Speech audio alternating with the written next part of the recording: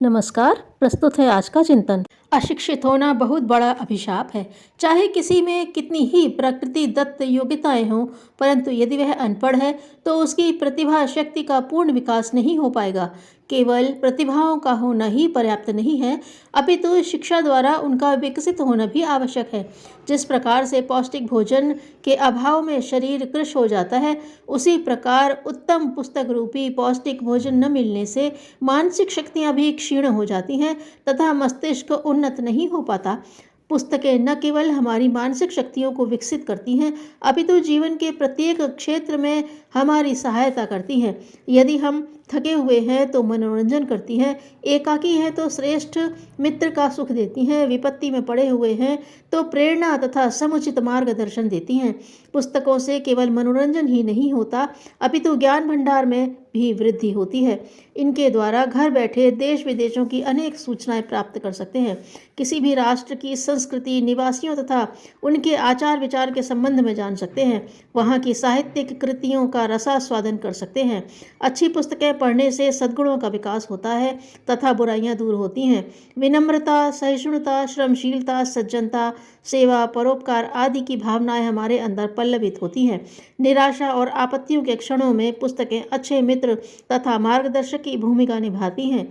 सच्चा हितैषी तथा उचित मंत्रणा देने वाला मित्र उतना मिलना संसार में दुर्लभ है, परंतु पुस्तकें इस अभाव की पूर्ति करती हैं। एकाकी क्षणों में वे साथी के समान मन बहलाती हैं, विपत्ति के क्षणों में मित्र के समान अनुभवी तथा हितपूर्ण निर्देशन देती हैं। उनके सामीप्य में जिन अवर्णनीय आनंद की अनुभूति होती है, उसे व्यक्त नहीं किया जा सकता। अन्य प्रसन्नताएं तो सीमित, सामयिक तथा अस्थायी होती हैं, परंतु अध्ययन से मिलने वाला आनंद अनंत और चिरकालीन होता है। इन सब बातों को दृष्टिगत रखते हुए ही हमारा धर्म ग्रंथ में स्वाध्याय पर बल दिया गया है तथा कहा गया है कि इस पृथ्वी और द्युतलोक के बीच में जो कुछ भी है, उसमें स्वाध्याय सर्वोपरि है। धन धान्य पूर्ण समस्त पृथ्वी का दान करने से जो पुण्य प्राप्त होता है, उससे तिगुना पुण्य अथवा और भी अक्षय पुण्य उस व्यक्ति को मिलता है जो प्रतिदिन स्वाध्याय करता है।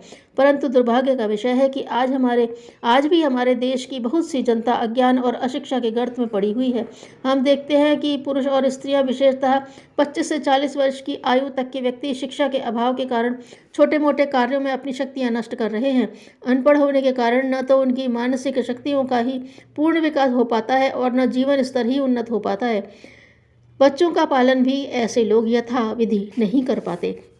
अनपढ़ लोगों को शिक्षा की उपयोगिता बतानी चाहिए। स्थान स्थान पर ऐसे स्कूल जो पत्र व्यवहार द्वारा शिक्षा देते हैं, बहुत से रात्रिकालीन विद्यालय भी हैं, उनसे लाभान्वित होना चाहिए। स्वाध्याय और सत्संग में जितना अधिक समय लगाया जाता है, उतनी ही कुविचारों से सुरक्षा बन पड़ती है। धन्यवाद।